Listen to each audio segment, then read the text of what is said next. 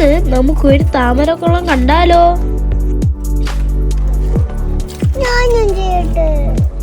ഇതിന്റെ വീട്ടിന്റെ അടുത്തുള്ള പോണ്ടാണ്. ഇവിടെ നിറയെ താമര ചെടികളുണ്ട്.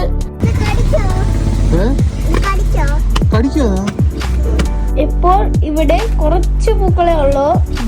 2 days കഴിയുമ്പോൾ നിറയെ പൂക്കും.